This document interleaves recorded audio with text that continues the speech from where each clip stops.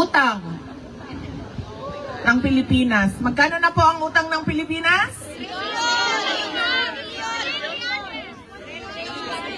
16 trillion. Yes, 16 trillion ang utang ng Pilipinas. Pero, at yan ay mamanahin ng mga future generation of Filipino. O yan na ng future, ma'am. Dari lang sa atakaron. Pero, bakit hindi natin nakikita? Mag-utang, ganito, example ha. Mag-utang ako. Kasi gagawa ako ng railway system from Tawi-Tawi to Apari. Diba? Mag-utang ako ng ganyan. Understandable. Kasi hindi mo naman yan kukunin sa sariling budget. Diba? It has to be a foreign-funded project. Pero bakit 16 trillion ang utang natin? And wala din tayong nakikita.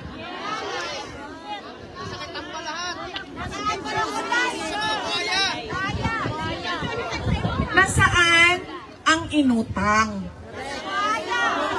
Kasi dapat pag nag-utang ka, may nakikita ka. Alam nyo, noong papunta kami dito, nagsakay ako ng Philippine Airlines. Tapos, sa Philippine Airlines, nag-advertise doon sa kanilang screen ang New Star Hotel. Tapos, doon sa ad nila, merong mga tourist spots ng Pilipinas. So, iba-ibang tourist spot. Pero sobrang nairita ako, hindi sa New Star Hotel, pero sa isang portion ng ad. Kasi, nakalagay doon, sa Tacloban daw,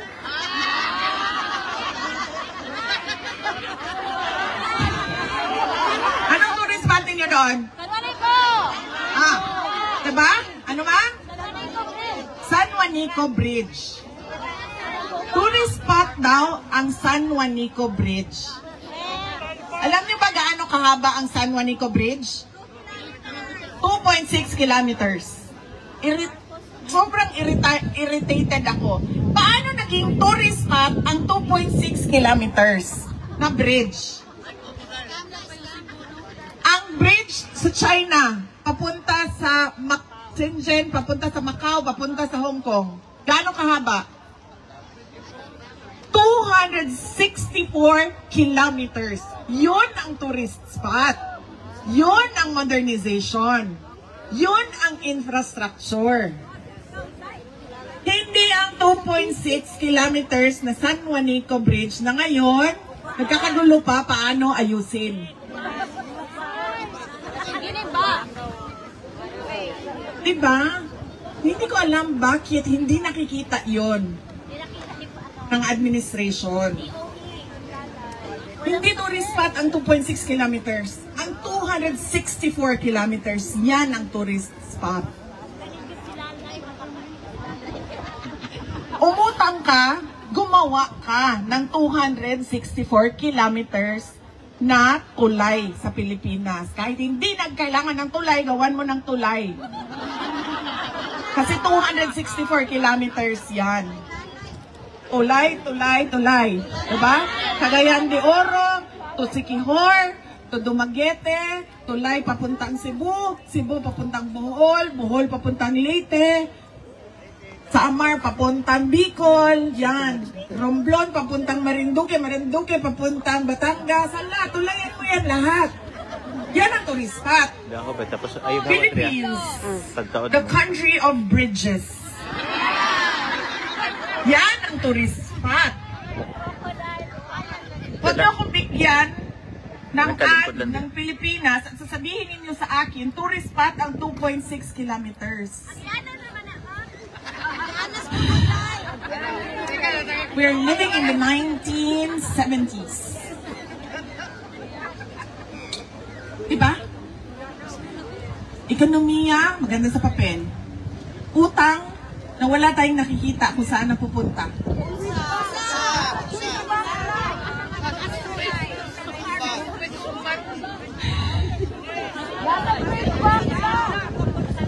ba yan, ma'am? Budget na hindi mo alam kung saan ginastos.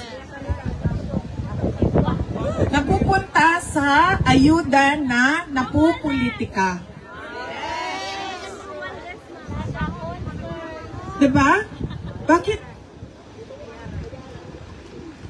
Yung pagkahuman ako, nga nag-Nature Republic na tanglak ilahang sa ninyo. Waman lang gani sila kakita, waman lang gani sila nakareklamo, ngano ingana inyong ad. Pagbuhat mo og tourist spot na 2.6 kilometers. Huwag mo na ulaw sa China? Lingon po ng China, uy. Maulaw po ni sa Pilipinas, uy. Kaya 2.6 lang ilahan tulay. So ito na mga kababayan, no, binanatan na po ni VP Sara Duterte itong administrasyon ni Pangulong Marcos, mga kababayan, no, patungkol dito sa kanyang utang, mga kababayan. So as of April, no, mga kababayan, ang utang ng Pilipinas ay lumubo na po ng 16.75 trillion pesos, mga kababayan. At itong utang na to ay hindi natin alam at hindi natin nakikita kung saan napunta, sabi ni VP Sara, dahil wala naman pong proyekto, no, na ginawa, mga kababayan. Hindi niya alam kung saan at ano ang pinagagastusan nitong mga utang na ito, mga kababayan. At sabi niya, buti sana kung utang ka ng utang na meron tayong nakikitang project. Ayan, at wala naman daw pa, mga kababayan, no, walang project na pangmalakasan kasi ang build ni Pangulong Duterte ay hindi naman po natuloy, mga kababayan, no?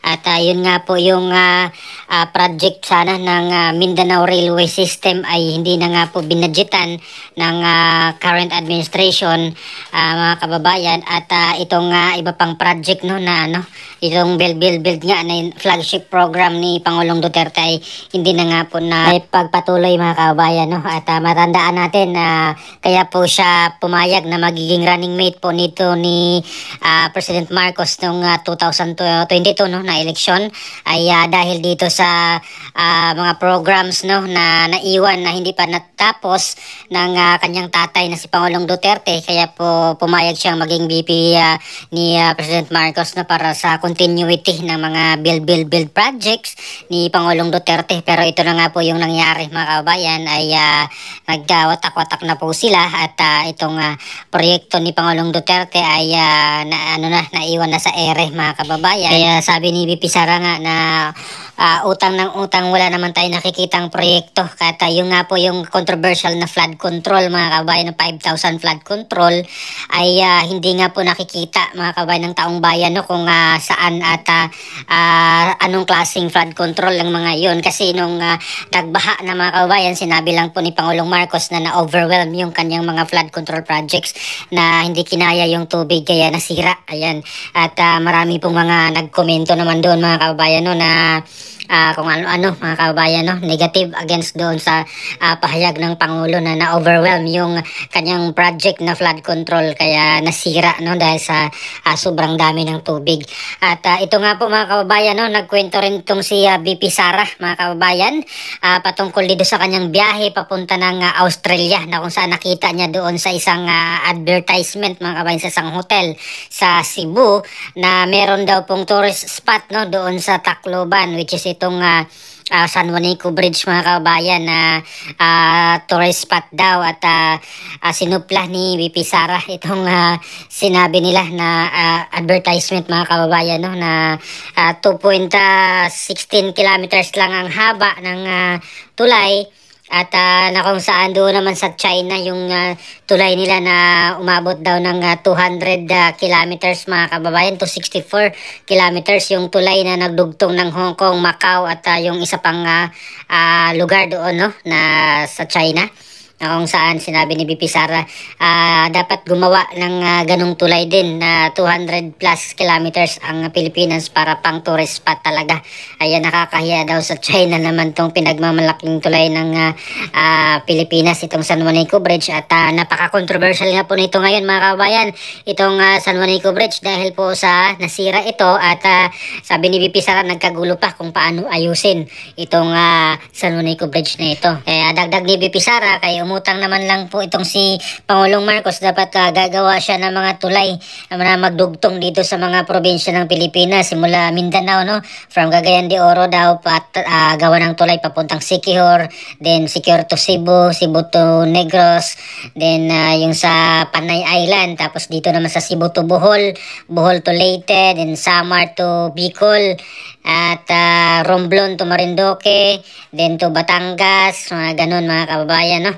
Yung suggestion ni BP Sara para yung Pilipinas na daw ang magiging country of bridges. Ayan, at sabi ni BP Sara, ang ekonomiya ay maganda sa papel, pero yung utang ay wala tayong nakikita.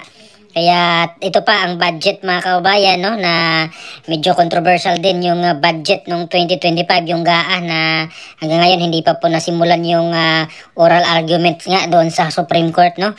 Ayan, waiting pa po tayo, wala pa tayong update doon kay Attorney Vic Rodriguez, wala pa po yata. Na matandaan natin na nag-file po ng petition si Attorney Vic Rodriguez kasama po si Congressman Ungab, no, doon sa Supreme Court patungkol dito sa controversial na GAA mga kababayan, yung BICAM report nung 2025 na kung saan maraming blanco.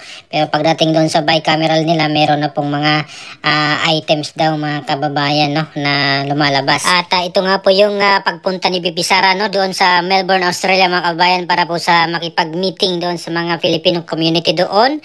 At the same time, doon patungkol din po doon sa kaya PRRD, no, yung Bring Home PRRD na event po ng mga Pilipino doon, na mga sumuporta kay dating Pangulong Duterte at kay BP Sara mga kababayan.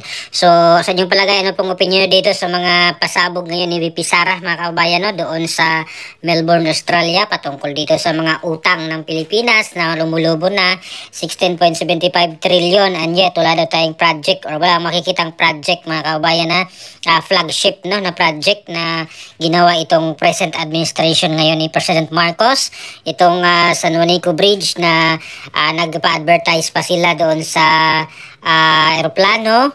Ayan, at itong budget mga kababayan, no, ng 2025 na sabi ni BP Sara ay napunta sa ayuda na kung saan ay ginagamit po sa politika. So ano pong opinion mga kababayan, please comment down below. Maraming salamat. God bless po sa ating lahat.